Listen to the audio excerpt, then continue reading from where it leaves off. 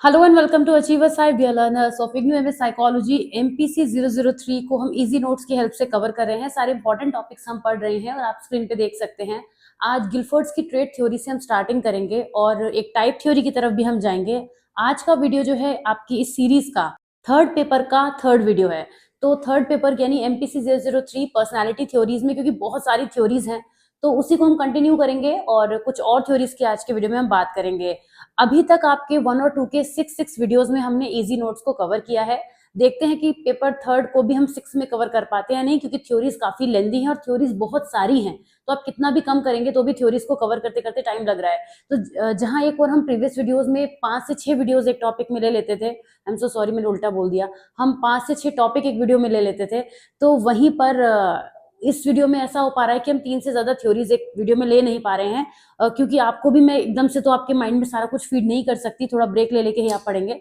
फिलहाल चलिए अब ज्यादा टाइम ना लेते हुए हम इस वीडियो को स्टार्ट करते हैं और अपने टाइम को इन्वेस्ट करते हैं सारा पढ़ाने में। गिलफोर्ड ट्रेड थ्योरी से हम स्टार्टिंग करेंगे। जैसे कि हमने ट्रेड थ्योरीज पहले भी पढ़ी हैं, प्रीवियस वीडियो में हमने ये देखा था कि ट्रेड थ्योरीज में ट्रेड्स पर फोकस जो था, मतलब हमारी पर्सनालिटी को ट्रेड्स की फॉर्म में देखा जाता है कि एक पर्सन के अंदर जो डिफरेंट ट्रेड्स होते हैं वो ही पर्सन की पर्सनालिटी को शेप करते हैं। यहाँ पर गिलफोर्ड की जो ट्रेड थ्योरी की पर्सनालिटी की थ्योरी आती है तो जेपी गिलफोर्ड ने इसमें बहुत ज्यादा वर्क किया है साइकोलॉजी की फील्ड में। और उनका जो एसओआई मॉडल है, स्ट्रक्चर ऑफ इंटेलिजेंस का जो आपने मॉडल पढ़ा था सबसे पहले पेपर में, उसको भी इससे रिलेट करके बताया है। Although Guilford is more renowned for his theories on intelligence, उनका पर्सनैलिटी में भी थोड़ा बहुत वर्क है ट्रेड थ्योरी में। वैसे गिलफोर्ड का नाम इंटेलिजेंस से ज्यादा जोड़ा जाता है। अपनी इस अप्रोच में उन्होंने किया क्या है, Guilford emphasize the use of psychometric methods to understand and categorize personality traits. उसके लिए उन्होंने फैक्टर एनालिसिस का यूज किया।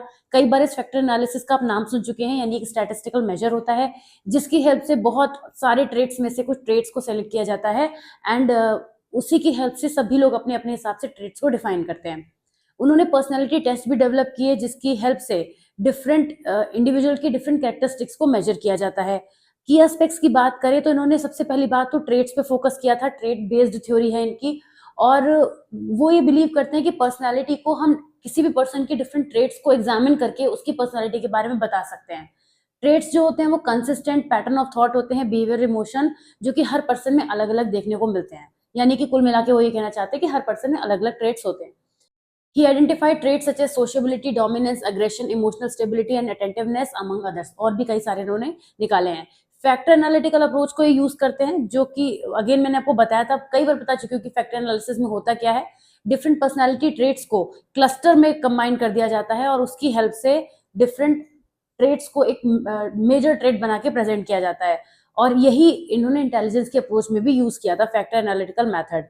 पर्सनैलिटी की डिफरेंट डायमेंशंस की भी ये बात करते हैं। वो कहते हैं कि पर्सनैलिटी मल्टी डायमेंशनल होती है क्योंकि हर पर्सन बहुत सारे ट्रेट्स को दिखाता है और हर ट्रेट का अलग अलग तरह से वो यूज करता है। जैसे अगर हम इंटेलिजेंस की बात करें, जो गिलफोर्ड भी काफी हाईलाइट करते हैं, तो इंटेलिजेंस का यूज हम प्रॉब्लम सॉल्विंग में भी करते हैं, एकेडमिक अचीवमेंट में भी करते हैं, जनरल डेली लाइफ में भी करते हैं। तो ट्रेट तो एक है लेकिन उसकी डायमेंशन अलग अलग हो गई कि वो वर्क अलग अलग पर्पज से कर रहा है। तो डिफरेंट पर्सनैलिटी डायमेंशन की ये बात करते हैं। बिहेवियरल ओरिएंटेशन को ये मानते हैं कि उनकी जो थ्योरी थी वो बिहेवियरली ओरिएंटेड थी, कि यानी कि जो ट्रेट्स ऑब्जर्वेबल होते हैं उनको ही हम कह सकते हैं, हम अनकॉन्शियस में जाके नहीं कह निकाल सकते कि ये चीजें इसके अंदर एग्जिस्ट करती हैं, हो सकती हैं या पॉसिबिलिटी हो सकती है, ऐसा कोई भी थॉट ये डिस्कार्ड करते हैं। ऑब्जेक्टिव टेस्टिंग की बात करते हैं कि पर्सनैलिटी का मेजरमेंट ऑब्जेक्टिव वे में होना चाहिए, जिसके लिए उन्होंने कई टेस्ट और क्वेश्चन भी बनाए हैं जिसकी हेल्प से पर्सनैलिटी का असेसमेंट होता है। अदर थ्योरीज के साथ इसका कंपैरिजन करें तो आप किसी भी थ्योरी के साथ कंपैरिजन करके बता सकते हैं।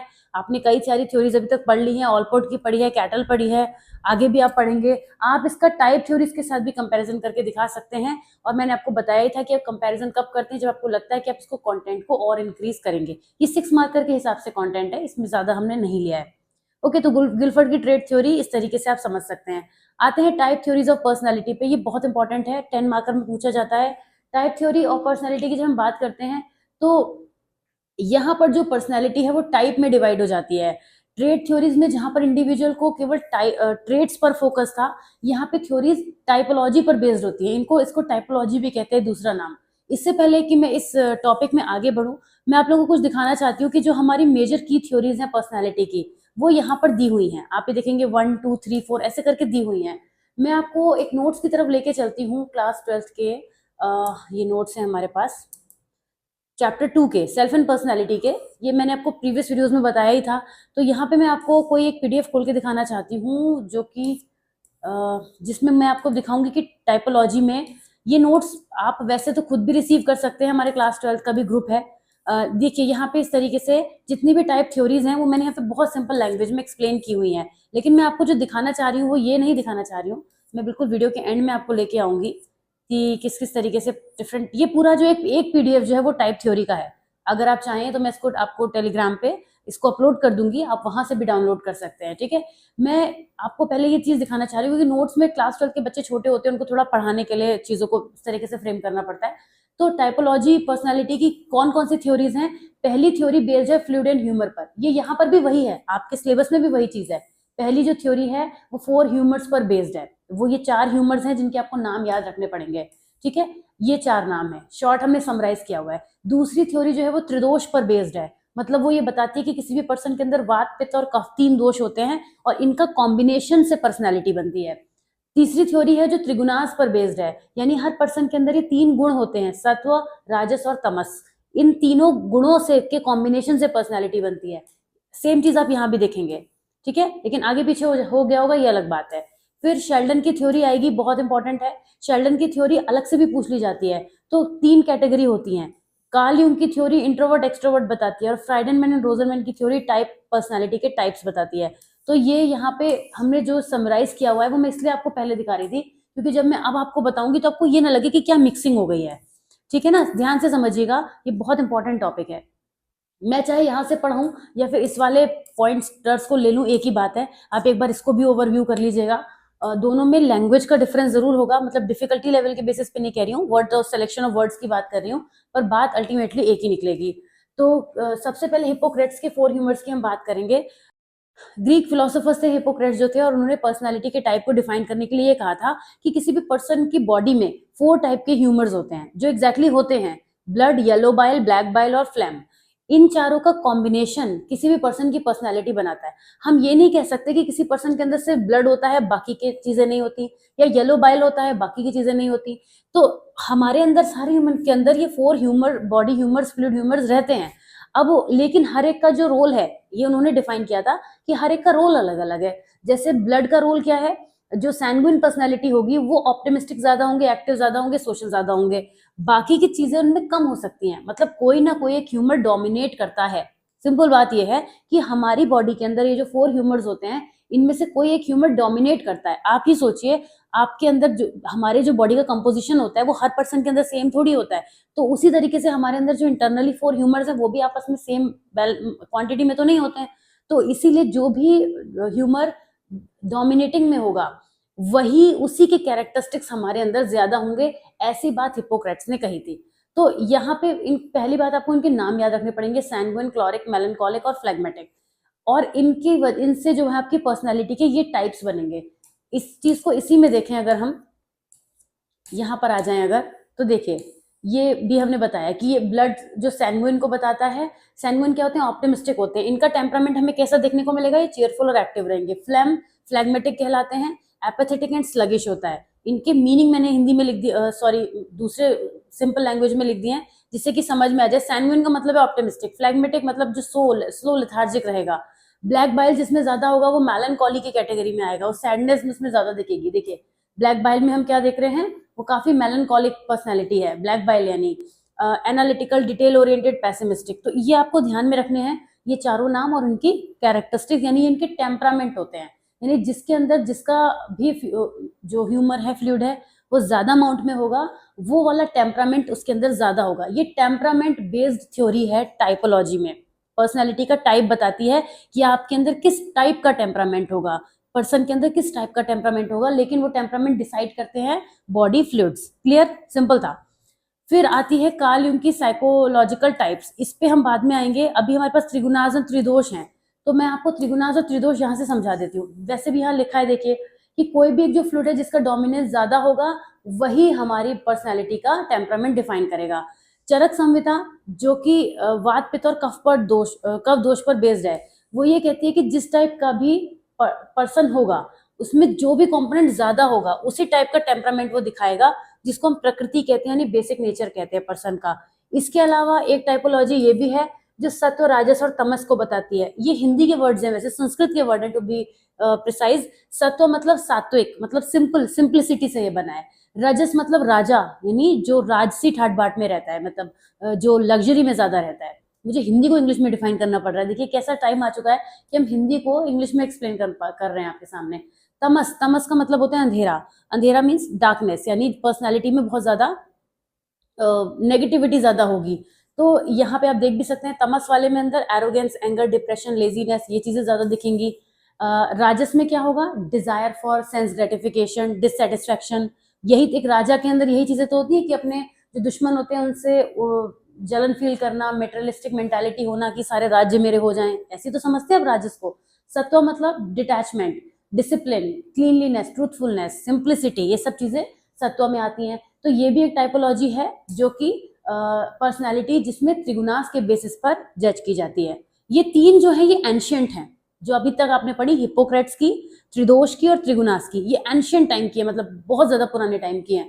अब इसके बाद जो बाकी की तीन आती हैं, जिसमें सबसे पहले आती है शेल्डन्स की टाइप थ्योरी, और आगे पर्सनालिटी टाइप की हम बात करेंगे। तो मैं आपके नोट्स पे आ जाती हूँ, इजी नोट्स पे। यहाँ पे कार्ल यूंग की हम साइकोलॉजिकल टाइप की बात करें तो इन्होंने दो कैटेगरी में डिवाइड किया, एक्सट्रोवर्ट, इंट्रोवर्ट। एक्सट्रोवर्ट, इंट्रोवर्ट आपको पता है, तमाम बार इस बारे में बात हो चुकी है, और बल्कि बात ना भी हो तो भी आपको ऑलरेडी पता होगा कि एक्सट्रोवर्ट, इंट्रोवर्ट क्या होते हैं।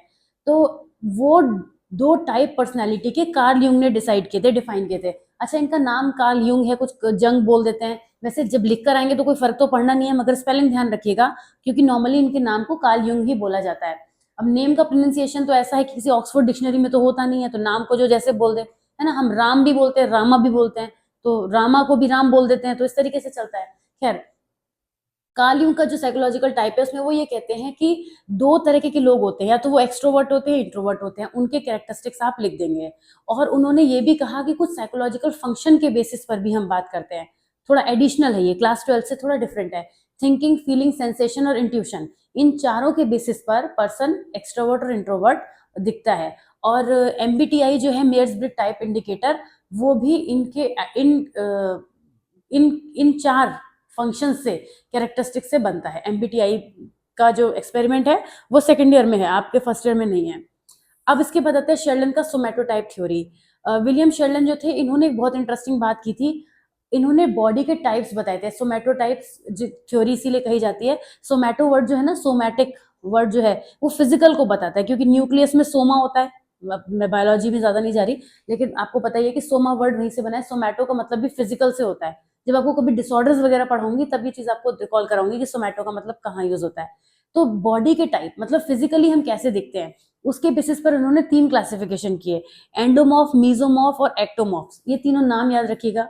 एंडोमॉर्फ सॉफ्ट राउंड बॉडीज होते हैं, जो ज्यादा गोल गोल लोग आपने देखे हैं वो एंडोमॉर्फ्स में आते हैं। वो ज्यादा सोशिएबल, रिलैक्स्ड होते हैं और इजी गोइंग पर्सनैलिटी होते हैं। अब आप कहेंगे कि हमने तो ऐसे बहुत सारे गोल गोल टाइप के लोग देखे हैं जो ऐसे नहीं होते हैं, तो देखे होंगे, बिल्कुल ऐसा हो सकता है कि नहीं हो, लेकिन यहाँ पर ऐसा कहा जा रहा है तो हमें थ्योरी के हिसाब से लिखना है, हम अपना कॉन्सेप्ट नहीं लगा पाएंगे, हमें वो ही लिखना है जो थ्योरी में है।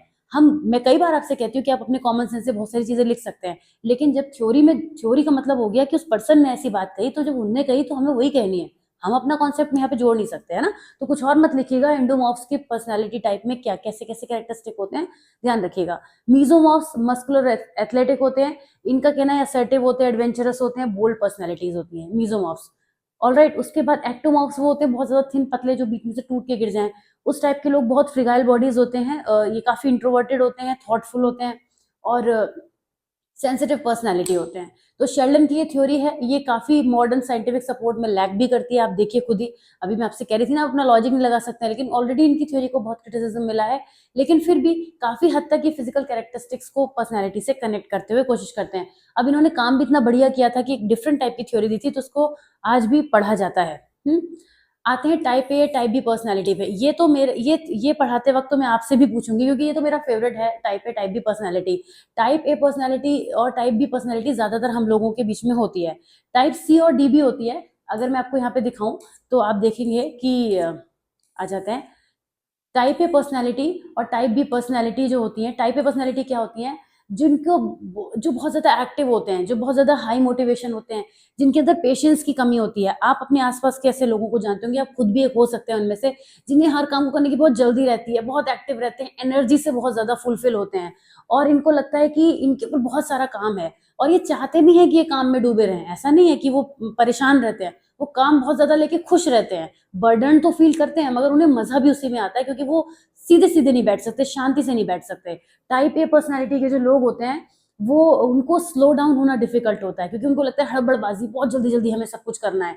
और जब टाइप इस तरीके की पर्सनैलिटी होती है जो हमेशा हरी में रहेंगे, जल्दबाज़ी में करेंगे, चीज़ों को बहुत फैला के कर देंगे किसी भी चीज़ को, मतलब एक प्रिसाइज़ली नहीं कर पाएँगे, ये भी करना है, वो भी करना है, सब कुछ करना है। तो हमेशा हरी में रहने वाले, बहुत ओवर एक्टिव रहने वाले लोग होते हैं। ये ऐसे टाइप के लोग लोगों को अट्रैक्ट बहुत जल्दी कर लेते हैं क्योंकि उनकी पर्सनैलिटी में ऐसी बात होती है कि वो आपको मल्टीटास्किंग लगेंगे। भले ही वो पीछे बहुत सारा उसके पीछे फैला के काम कर रहे हैं, लेकिन आपको वो नज़र आता है कि वो मल्टीटास्किंग है। तो मल्टीटास्किंग में भी ये होता है कि आप सब कुछ नहीं परफेक्ट तरीके से नहीं कर पाते हैं। तो इस वजह से ये जो टाइप ए पर्सनैलिटी होते हैं, लॉन्ग टर्म में चल के इनको काफ़ी देखा जाता है कि ये हार्ट डिसीज़ेज़ के कैच कर लेते हैं ईज़िली, हाइपरटेंशन हो जाते हैं क्योंकि जब आप सब काम करेंगे तो हमेशा सब कुछ सही ही थोड़ी करेंगे, कि सबका रिज़ल्ट अच्छा ही थोड़ी आएगा। अब क्योंकि इनकी एक्सपेक्टेशंस भी हाई होती हैं, तो जब चीज़ें इनके हिसाब से नहीं होती, तो फिर ये बड़ी जल्दी कोलैप्स भी हो जाते हैं क्योंकि वही चीज़ है, जितना तेज़ी से ऊपर ग्राफ जाएगा उतनी तेज़ी से नीचे भी आ जाता है। तो इनके साथ में बहुत चीज़ रहती है कि इनका बीपी हाई हो जाना, कोलेस्ट्रॉल लेवल हाई हो जाना, स्मोकिंग करने लगना, क्योंकि खुद को काम नहीं रख पाते, ये बैलेंस नहीं कर पाते अपने आप को बहुत ज़्यादा। तो ये टाइप ए पर्सनैलिटी होती है। अब टाइप बी पर्सनैलिटी क्या होती है? जिनके अंदर ये सब नहीं होता। तो वो कौन से होंगे? टाइप बी पर्सनैलिटी में आप खुद ही सोचिए कि टाइप बी पर्सनैलिटी में आपको क्या दिखेंगे? काफ़ी रिलैक्स, पेशेंट, ईज़ी गोइंग, चीज़ें आराम से होनी चाहिए, जल्दबाज़ी नहीं करेंगे। इनको हम देखते हैं कि स्ट्रेस और प्रेशर जल्दी नहीं फ़ील होता है। मैं सी और डी के भी बारे में बात करूँगी, यहाँ पे दिया भले ही नहीं है, लेकिन यहाँ पे सी और डी के बारे में मैंने मेंशन किया हुआ है, आगे बताऊँगी। लेकिन सी और डी का तो कैटेगरी थोड़ा स्पेसिफिक हो जाती है। मेरा आपसे क्वेश्चन ये है, क्योंकि मैं आपको जानना चाहती हूँ, तो आप मुझे प्लीज़ ज़रूर बताइएगा कि आप टाइप ए पर्सनैलिटी हैं या टाइप बी पर्सनैलिटी? क्योंकि मैं जब लोगों से मिलती हूँ, तो मैं अपने बारे में बोलती हूँ कि पर्टिकुलरली कि मैं इस टाइप की पर्सनैलिटी हूँ, मैं इस टाइप की हूँ। आप गेस भी कर सकते हैं मेरे बारे में, मैं देखते-देखते कोई मेरे बारे में गेस कर पाता है या नहीं, कि आपको क्या लगता है कि मैं टाइप ए पर्सनैलिटी होंगी या टाइप बी पर्सनैलिटी होंगी? मेरे बारे में तो आप बता सकते हैं, ऑप्शनल है, आपकी मर्ज़ी है। लेकिन अपने बारे में ज़रूर मेंशन करिएगा कमेंट में कि आप टाइप ए पर्सनैलिटी में आते हैं, टाइप बी पर्सनैलिटी में आते हैं, क्योंकि जनरली हम इन 2 में से किसी एक कैटेगरी में फ़ॉल करते हैं। तो इंटरेस्टिंग था ना, मुझे भी हमेशा बहुत अच्छा लगता है ये। अब क्या हुआ, ये जो टाइपोलॉजी थी, ये आगे चल के और एक्सटेंड हुई। मॉरिस ने टाइप सी और डी पर्सनैलिटी बताई। टाइप सी पर्सनैलिटी वो थी जो थोड़ा-सा अनअसर्टिव है, पेशेंट है, कोऑपरेटिव है और अपने नेगेटिव इमोशंस को सप्रेस कर लेते हैं और अपनी अथॉरिटी के टुवर्ड्स कॉम्प्लायंस शो करते हैं। मतलब जिसने जैसा कहा वैसे मान लिया, जिसने जो बताया उसके आगे बोल नहीं पाए। इस टाइप के जो होते हैं, ये अपने इमोशंस को सप्रेस करते हैं। गुस्सा आ रहा है तो उसको दबा लिया, ठीक है?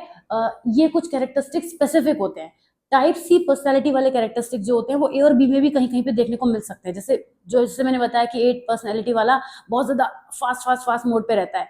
तो पर्सनैलिटी ए के अंदर भी ये चीज़ें हो सकती हैं, टाइप सी हो सकता है। इसीलिए ए और बी जो है वो मेजर कैटेगरीज़ हैं, लेकिन सी और डी भी उसके अंदर आते हैं।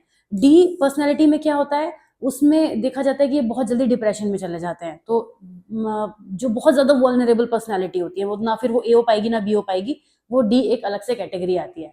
ठीक, तो ये हमारे टाइप हो गए। फिर आइजेंक्स के पर्सनैलिटी टाइप्स की बात करें तो वो भी इसमें आते हैं। आपने तीनों पढ़े हैं लास्ट वीडियो में, उसको भी हम टाइप इसमें डाल सकते हैं। इन्होंने भी, क्योंकि इन्होंने डायमेंशन बेस दिया था, इसको आप ट्रेट में भी पढ़कर आए हैं। आपने ध्यान दिया होगा कि आप ट्रेट में भी पढ़कर आए हैं।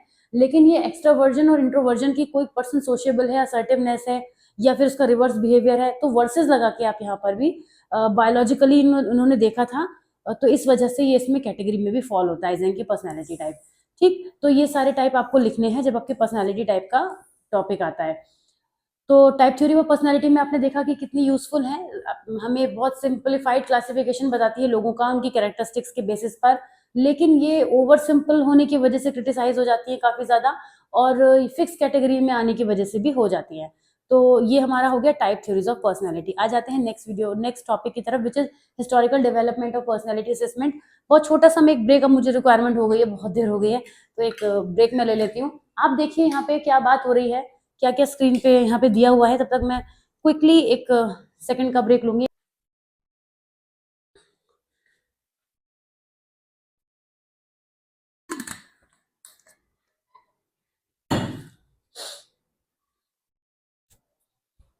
आ जाते हैं वापस अपने टॉपिक पर, which is historical development of personality assessment. अभी अप्रॉक्स 19 मिनट्स की क्लास हुई है, तो मैं कोशिश करूंगी एक टॉपिक और लेने का, अभी दिल कर रहा है मेरा, अब देखते हैं कितना हो पाता है। लेंथ के हिसाब से डिसाइड करूंगी, जबरदस्ती तो नहीं करूंगी फिलहाल। हिस्टोरिकल डेवलपमेंट में पर्सनैलिटी असेसमेंट पर हम आ चुके हैं, ये असेसमेंट का टॉपिक है। पर्सनैलिटी असेसमेंट और पर्सनैलिटी की थ्योरी, दो टॉपिक पूरी बुक में डोमिनेटिंग है, सबसे ज्यादा क्वेश्चन प्रोड्यूस करते हैं। तो फिर वापस इसी चीज पे आ जाते हैं कि पर्सनालिटी असेसमेंट का हिस्टोरिकल डेवलपमेंट की बात करेंगे तो कुछ की माइलस्टोन्स हैं जहां से हम प्रीवियस से लेकर चलेंगे और प्रेजेंट तक आएंगे कि कैसे कैसे जो हिस्ट्री है वो ग्रो हुई है, कैसे कैसे असेसमेंट पहले होता था और अब कैसे होता है ना। पहले इनफॉर्मल वे में होता था, फिर फॉर्मल होता चला गया, साइंटिफिक होता चला गया। तो एंशियंट और प्री मॉडर्न रूट्स की बात करते हैं, तो कौन कौन वो लोग थे जिन्होंने यहाँ पे अपना रोल प्ले किया। अभी अभी आप पढ़ कर आए हैं कि ग्रीक फिलोसोफर हिप्पोक्रेट्स और जिसके बाद गैलन भी आए थे, उन्होंने 4 ह्यूमर्स के बेस पर अपनी इसका वो किया। आपको ध्यान है मैंने बोला था कि ये 3 थ्योरीज जो है वो बहुत एंशियंट है, तो वो थ्योरीज के बारे में आप एंशियंट टाइम में लिख सकते हैं। उसके बाद अर्ली 19th सेंचुरी का टाइम आया, वो एक ऐसा स्यूडो साइंस का टाइम था जब फ्रांस जोसेफ गॉल ने डेवलप किया, जिन्होंने पर्सनालिटी ट्रेट्स को बताया कि वो किसी भी स्कल के, किसी पर्सन के, यानी ब्रेन का जो स्कल होता है उसके बम्स के साइज और शेप के बारे में उन्होंने बात करी। तो इस तरीके से उन्होंने कुछ पर्सनालिटी मेजरमेंट की बातें करी। इस तरीके से मेजरमेंट शुरू में होता था। साइकोमेट्रिक्स का एमरजेंस हुआ लेट 19 से लेकर 20th सेंचुरी तक। थोड़ा सा याद रखने वाली बातें हैं, पॉइंटर्स हैं, थोड़ा माइंड में आपको रूट करने पड़ेंगे। मतलब इसमें समझ के आप समझा तो मैं सकती हूँ चीजों को, और भी तो करा दूंगी, लेकिन फिर भी आपको याद थोड़ा रखना पड़ेगा हिस्ट्री को। कैसे हुआ साइंटिफिक स्टडी हुई पर्सनालिटी की, जब साइकोमेट्रिक्स का यूज होने लगा, साइकोलॉजिकल एट्रीब्यूट्स का मेजरमेंट किया जाने लगा, तब हमने कहा कि साइंटिफिक स्टडी स्टार्ट हो गई। फ्रांसिस गल्टन, जो कि साइकोलॉजिकल मेजरमेंट के पायनियर कहे जाते हैं, उन्होंने इंडिविजुअल डिफरेंसेस पर पहले स्टडी स्टार्ट करी, जिसकी हेल्प से बाद में पर्सनालिटी टेस्टिंग को ग्राउंड वर्क मिला। मतलब लोग एक दूसरे से अलग क्यों हैं, इतना डिफरेंट क्यों हैं, जब इस पर स्टडी शुरू हुई तो उससे ये जानने की कोशिश की गई कि अच्छा फिर पर्सनालिटी में क्यों वेरिएशन होता है ना, मतलब ग्राउंड वर्क बना वो। फिर अल्फ्रेड बिनी और थियोडोर साइमन आए, जिन्होंने इंटेलिजेंस के टेस्ट दिए। इंटेलिजेंस के टेस्ट से ये पता चला कि लोगों का इंटेलिजेंस का लेवल अलग अलग होता है, और क्योंकि मैंने आपको बताया था इंटेलिजेंस तो पर्सनालिटी के अंदर एक बहुत छोटी सी चीज है, तो उसने भी एक शेप दी, सपोर्ट दी कि जब लोगों के अंदर इंटेलिजेंस अलग है मतलब दो लोग अलग हैं, जब अलग हैं तो फिर मतलब ओवरऑल उनके अंदर चीजें ऑटोमेटिकली अलग ही हो जाएंगी। फिर आया ऑब्जेक्टिव पर्सनालिटी टेस्ट का डेवलपमेंट हुआ। सेकंड और फर्स्ट वर्ल्ड वॉर में significantly advance personality testing use हुई जब वुडवर्थ पर्सनल डेटा शीट आई 1917 में, और फॉर्मल पर्सनालिटी इन्वेंट्री आई, जिसकी हेल्प से इमोशनल एडजस्टमेंट के बारे में असेसमेंट किया गया। सोल्जर्स का मतलब जो सोल्जर्स वर्ल्ड वॉर में इन्वॉल्व थे उनके इमोशनल एडजस्टमेंट को अंडरस्टैंड करने के लिए जब उनके ऊपर डिफरेंट स्केल्स यूज किए गए, तो जिसमें आपने इंटेलिजेंस के स्केल्स भी आते हैं, WAIS bachelor adult intelligence scale पढ़ के आए हैं आप तो सब कुछ, तो उनका जब यूज किया गया तब लगा कि हाँ भाई पर्सनैलिटी लोगों की अलग अलग होती है, इसीलिए लोग स्ट्रेस से डील नहीं कर पाते, तो वहां भी पर्सनैलिटी का असेसमेंट होने लगा। अच्छा, हम एक चीज नोटिस कर रहे हैं कि यहाँ पर डायरेक्ट पर्सनैलिटी का असेसमेंट कहीं नहीं हो रहा था, यहाँ पर दूसरे कंपोनेंट्स का हमारी पर्सनैलिटी के अंदर जो होते हैं उनका असेसमेंट हो रहा था, पर उसने एक ग्राउंड वर्क प्रोवाइड किया जिसकी हेल्प से लेटर ऑन पर्सनैलिटी पूरी असेस होने लगी। फिर उसके बाद और पर्सनालिटी इन्वेंट्रीज भी आई, जैसे मिनेसोटा मल्टीफ्लेजिक पर्सनालिटी इन्वेंट्री MMPI, जो कि 1943 में आई थी, वो काफी यूज हुई। इसकी हेल्प से क्लिनिकल पर्सनालिटी असेसमेंट होता है, आज भी MMPI काफी ज्यादा यूज होती है। प्रोजेक्टिव टेक्निक्स तो ऐसी हैं जिनके ऊपर अलग से टॉपिक है, मतलब ये टॉपिक आप आगे भी पढ़ेंगे, मैं ही पढ़ाऊंगी आपको। तो प्रोजेक्टिव टेक्निक्स क्या होती हैं? प्रोजेक्टिव टेक्निक्स वो होती हैं जो इनडायरेक्ट टेक्निक्स होती हैं, मतलब मैं आपसे पूछूं कि आपके बारे में कोई भी चीज मैं आपसे डायरेक्ट पूछूं तो आप मुझे डायरेक्ट बता देंगे, लेकिन आप ये सोचेंगे कि अच्छा इस बारे में तो मेरे बारे में जानने की कोशिश हो रही है, तो आप उसमें कुछ मिक्सिंग कर सकते हैं, थोड़ा ऐड ऑन कर सकते हैं अपनी तरफ से, या कुछ माइनस कर सकते हैं। लेकिन जब मैं इनडायरेक्ट वे में आपसे पूछूंगी और आपको नहीं समझ में आएगा कि मैं आपसे क्या जानना चाह रही हूँ, तो आपका जो आंसर होगा काफी अनबायस्ड होगा। यही काम है प्रोजेक्टिव टेक्निक्स का। ये क्या करते हैं, आपके ऊपर कुछ प्रोजेक्ट किया जाता है जो आपको नहीं पता। फॉर एग्जाम्पल, आपको एक पिक्चर दिखाई जाएगी और आपसे पूछा जाएगा इस पिक्चर में आपको क्या दिख रहा है, तो आपको नहीं पता कि हम आपकी पर्सनालिटी की असेसमेंट कर रहे हैं, आपको आपको किस बेसिस पर एनालाइज करेंगे। तो आपको तो यही बताना है ना कि पिक्चर में क्या दिख रहा है, आप तो पिक्चर को ही देख के उसको बताएंगे, तो जो आपका आंसर होगा उसके बेसिस पर आपका असेसमेंट होगा। इसमें काफी पॉपुलर है रोरशाह ब्लॉक टेस्ट। अलग से ये भी पूछा जाता है, पूछा गया है कई बार कि रोरशाह ब्लॉक टेस्ट क्या है, जो हरमन रोरशाह ने दिया था। ये काफी वेल नोन प्रोजेक्टिव टेस्ट है, और इसमें डिफरेंट इंक ब्लॉट का यूज किया जाता है। इंक ब्लॉट कैसे बनाए गए थे? सिंपली पेपर को लेकर उसमें इंक थ्रो की गई थी और उसको फोल्ड कर दिया गया था, लिटरली ऐसे ही किया था इन्होंने। और उसके बाद जो शेप्स बन के आई थी, इस तरीके के 10 कार्ड्स टोटल बनाए गए थे, डिफरेंट डिफरेंट कलर्स के थे। फिर टीएटी आया, थेमेटिक परसेप्शन टेस्ट। ये सारे जितने टॉपिक आप देख रहे हैं ना, ये सब मैंने आपको जो प्लेलिस्ट सजेस्ट की है देखने के लिए, क्लास 12th की चैप्टर नंबर 2, उसमें सारे टॉपिक हैं। तो ट्रेड, उसके बाद हम सॉरी पहले टीएटी की बात करते हैं। टीएटी आया जो हेनरी मुरे ने बताया, मॉर्गन एंड मुरे दो लोगों ने मिलकर बनाया था, और इसमें भी पिक्चर्स को देख के बताना था कि वो क्या इंटरप्रेट कर रहे हैं, एक स्टोरी क्रिएट करनी थी टीएटी में।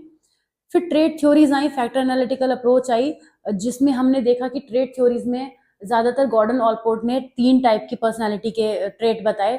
उनके ट्रेट के बेसिस पर हमने एनालाइज करना शुरू किया कि अच्छा, किसी पर्सन का ये कार्डिनल ट्रेट होता है, ये सेकेंडरी होता है, ये सेंट्रल होता है।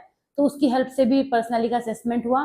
16 पीएफ आया, वो तो इतना पॉपुलर है कि आज भी यूज होता है, कैटल्स का 16 पीएफ क्वेश्चन आयर, और उसमें फैक्टर एनालिसिस को यूज किया गया था, और आज इसको एज अ टेस्ट यूज किया जाता है पर्सनैलिटी के असेसमेंट के लिए।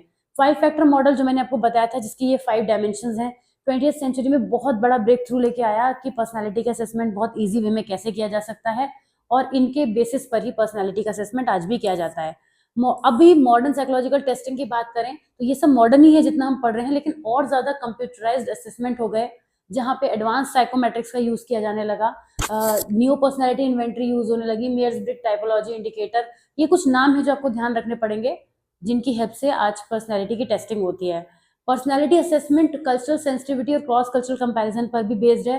तो ये बहुत जरूरी है कि जो भी हम टेस्ट अप्लाई कर रहे हैं वो वैलिड होने चाहिए, रिलायबल होने चाहिए। ऐसा ना हो कि एक पर्सन के हिसाब से टेस्ट हो और वो दूसरे पर अप्लाई ना हो, तो इस तरीके से टेस्ट बनाए जाते हैं।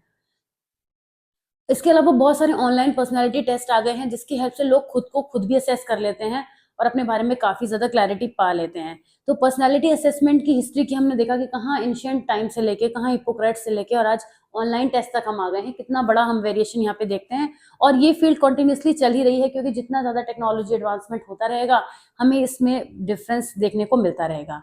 Based on the time of this video, मैं चाहती हूँ कि एक टॉपिक और कवर कर लिया जाए, और अप्रॉक्स 25-6 मिनट की क्लास हुई है, और हमने तो आपको 40-40 मिनट्स की क्लासेस कराई हैं, तो आपको प्रैक्टिस है। मैं चाहूंगी 7-8 मिनट्स में अगर मैं अगला टॉपिक कवर कर लूँ, तो क्योंकि जो टॉपिक है वो है meaning and purpose of personality assessment, तो जितना भी इसमें पोर्शन है उसको हम करेंगे। पर्सनैलिटी असेसमेंट का मीनिंग क्या है, मीनिंग की अगर हम बात करें तो ये एक सिस्टमेटिक इवेल्युएशन है किसी भी इंडिविजुअल की पर्सनैलिटी का, जिसमें हम उसके ट्रेड, बिहेवियर और कैरेक्टरिस्टिक्स को अंडरस्टैंड करते हैं वेरियस मेथड और टूल का इस्तेमाल करके। इसकी हेल्प से हम क्या क्या असेस कर सकते हैं, बहुत कुछ, सब कुछ जो हमारी पर्सनैलिटी में है, मैक्सिमम चीजें हम असेस कर सकते हैं। इंटरेस्ट, हमारा एप्टीट्यूड, हमारा इंटेलिजेंस, पर्सनैलिटी के सभी कंपोनेंट्स को हम असेस कर सकते हैं इन असेसमेंट की हेल्प से। और इसमें किस किस तरीके की चीजें हो सकती हैं, इसमें सेल्फ रिपोर्ट क्वेश्चन आयर हो सकते हैं, मतलब मेथड्स कौन कौन से हो सकते हैं अगर हम असेसमेंट की बात करें, बिहेवियरल मेथड्स हो सकते हैं, बहुत सारे मेथड्स का हम इसमें यूज कर सकते हैं।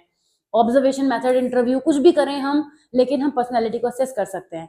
पर्पस की बात करें तो पर्सनैलिटी असेसमेंट का पर्पस ये होता है कि हम इंडिविजुअल डिफरेंसेस को अंडरस्टैंड करें। जैसे हम मान लीजिए आपको एक सैंपल के लिए 10 लोग मिले, और आपसे कहा गया कि आप बहुत अच्छी स्पीकिंग कर लेते हैं, तो चलिए इन 10 स्टूडेंट्स को जो है हम आपके पास दे रहे हैं, आप इनको थोड़ा सा ट्रेन करिए। आपको उन्हें ट्रेनिंग देनी है, किसी भी चीज पे देनी है, लैंग्वेज पर देनी है या किसी भी और चीज पे देनी है।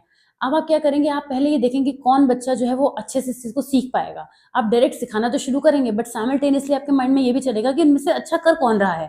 क्योंकि मैं एक टीचर हूँ, तो मैं टीचर के पॉइंट ऑफ व्यू से बता रही हूँ, तो हम लोग तो करते करते ही असेसमेंट कर लेते हैं, हमें तो पता रहता है कि हमारे बच्चे कहाँ कौन कितना सीख रहा है। लेकिन अगर अदरवाइज कोई भी पर्सन किसी को ट्रेन करने जा रहा है, तो वो जरूर जानना चाहेगा कि किस बच्चे के अंदर कौन से पर्सनैलिटी कंपोनेंट्स है, जिस पर एक्स्ट्रा वर्क करके उसको जल्दी ट्रेन किया जा सके। ठीक है, तो ऐसे में क्या होता है, इंडिविजुअल डिफरेंसेस को अंडरस्टैंड करना जरूरी है कि किसके अंदर कौन से यूनिक ट्रेट्स हैं जो चीजों को बेहतर तरीके से कर पाएंगे। क्लिनिकल डायग्नोसिस में यूज होता है। जब अबनॉर्मल बिहेवियर को साइकोलॉजिस्ट, एज अ साइकोलॉजिस्ट जब आप स्टडी करेंगे, तो आप क्या करेंगे, अब किसी भी पर्सन के बिहेवियर को अंडरस्टैंड करने के लिए उसके अंदर की डिफरेंट आप चीजों को देखेंगे, उसके बिहेवियर को ऑब्जर्व करेंगे। तो क्लिनिकल सेटिंग्स में भी पर्सनैलिटी असेसमेंट की जरूरत पड़ती है कि ये पर्सनैलिटी रिलेटेड इश्यूज हैं या जेनेटिक है प्रॉब्लम, या किस वजह से आई है, क्या क्या वजह रही है आइडेंटिफाई करने के लिए। करियर एंड वोकेशनल गाइडेंस में बहुत हेल्प मिलती है। बच्चों के साथ हम यूज करते हैं कि उनकी पर्सनैलिटी के बेसिस पर उन्हें बताते हैं। जितने भी काउंसलर्स होते हैं वो यही तो यूज करते हैं। आपको क्या लगता है काउंसलर्स कोई बच्चों के लिए जादूगर होते हैं? मतलब ऑफ कोर्स आप ऐसा नहीं सोचते, मगर बच्चे कई बार ऐसा सोचते हैं कि ये टीचर हमारे सबके इस बारे में बता देते हैं। किसी को एयर होस्टेस बनना है तो उसके बारे में भी बता रहे हैं, किसी को कुछ बनना है, एक्चुअल में वो डेटा आप ही से लेते हैं, मतलब बच्चों से लेते हैं, बच्चों के इंटरेस्ट को जानने की कोशिश करते हैं कि उनका किस तरफ उनका इंटरेस्ट है, उनकी पर्सनैलिटी किस टाइप की है, उसके बेसिस पर ही वो आगे की गाइडेंस देते हैं। तो करियर और वोकेशनल गाइडेंस में भी इसका यूज होता है। अच्छा, जॉब रिक्रूटमेंट्स वगैरह में भी यूज होता है। हम पर्सनैलिटी देख रहे हैं कि हम उस पर्सन की तो वो पर्सनैलिटी ही नहीं है जिसके लिए हमने अपना जॉब डिस्क्रिप्शन दिया है, तो हम उसे क्यों लेंगे अपने वर्क प्लेस पे, नहीं लेंगे, इसलिए भी वहाँ पे यूज होता है। पर्सनल डेवलपमेंट में भी होता है, हम किसी का जब बच्चों को इस तरीके की पर्सनल डेवलपमेंट की चीज़ों को देते हैं तो वहाँ पर हम देखते हैं कि पर्सनैलिटी का डेवलपमेंट करने के लिए भी यूज होता है। रिसर्च की फील्ड में भी होता है, पर्सनैलिटी असेसमेंट साइकोलॉजिकल रिसर्च की फॉर्म में हमें नजर आती है, to study the relationship between personality trait and various outcomes such as job performance, academic success और हेल्थ बिहेवियर। तो ओवरऑल अगर हम कहें तो पर्सनैलिटी असेसमेंट क्या है, एक वैल्यूएबल टूल है अंडरस्टैंड करने के लिए कि किस तरीके से हम clinical psychology, education, organizational behaviour, different field में इसको वर्क कर सकते हैं। ये एक टॉपिक था हमारा जिसमें हमने देखा कि हमने अंडरस्टैंड किया कि मीनिंग और पर्पस क्या है पर्सनैलिटी असेसमेंट का। ये 10 मार्कर में तो नहीं आएगा, कहीं जुड़ जाएगा तो इतना कंटेंट आप इजीली यूज कर सकते हैं। 11th टॉपिक जो हमारा है वो है प्रोजेक्टिव टेक्निक। मैं जब आपके सामने नेक्स्ट स्क्रीन ओपन करूंगी तो यहाँ करेक्शन करके लेके आऊंगी। प्रोजेक्टिव टेक्निक्स आपका बड़ा टॉपिक है, काफी बड़ा टॉपिक है, और अगर बाय एनी चांस आपके इजी नोट्स में भी ये टॉपिक आपने यहाँ मिक्स हो गया हो तो थोड़ा सा अंडरस्टैंड कर लीजिएगा कि यहाँ पे आपको ध्यान रखना है कि आपका नेक्स्ट टॉपिक है, ये न्यू टॉपिक है आपका, जिसको हम अपने नेक्स्ट में कवर करेंगे। बहुत ही इंपॉर्टेंट टॉपिक है। इस वाले पीडीएफ में हाईलाइटेड नहीं है, हो सकता है आपके इजी नोट्स में हाईलाइटेड हो, उससे कोई फर्क नहीं पड़ता। आप इतने समझदार तो हैं, आपको पता है कि ये जो टॉपिक इतनी बड़ी बातें हो रही हैं तो ये इसी टॉपिक पर हो रही होंगी, है ना। प्रोजेक्टिव टेक्निक्स क्या होती हैं, उसकी डिफरेंट किस किस टाइप के प्रोजेक्टिव असेसमेंट होते हैं, इसमें एक एक करके बात करेंगे, जैसे मैंने अभी आपको बताया था। तो ये बड़ा टॉपिक है, इसे करने में हमें थोड़ा टाइम लगेगा। तो मेरा पर्पस तो सॉल्व हो गया फिलहाल, मैंने आपको बोला था कि मैं एक टॉपिक और कंप्लीट कर दूंगी, और देखिए कई सारे इसके टाइप हैं। तो 11th ना होके 12th पॉइंट हो जाएगा हमारा self report test and its characteristics, फिर आगे इसके आगे बढ़ेंगे। ओके, तो चलिए मैं आपसे मिलूंगी नेक्स्ट वीडियो में, जहां पर हम प्रोजेक्टिव टेक्निक्स के बारे में बात करेंगे, जो काफी इंपॉर्टेंट है। आप अगर इस चैनल पर लगातार बने हुए हैं तो क्लास 12 की सीरीज में आप प्रोजेक्टिव टेक्निक्स वैसे भी देख सकते हैं, आपको बहुत अच्छे से वो टॉपिक समझ में आ जाएगा। ऑलराइट, तो कैसा लगा वीडियो कमेंट करके जरूर बताइएगा। जो मेरा क्वेश्चन था उसका आंसर जरूर दीजिएगा कि आपकी टाइप ए या टाइप बी पर्सनैलिटी है, या फिर अपने बारे में आप क्या सोचते हैं। ऑलराइट, तो मैं मिलूंगी आपसे नेक्स्ट वीडियो में। Till then take care of yourself. अगर चैनल को सब्सक्राइब नहीं किया तो जरूर कर दीजिएगा, वीडियो को भी लाइक कर दीजिएगा, and see you soon, take care, bye bye.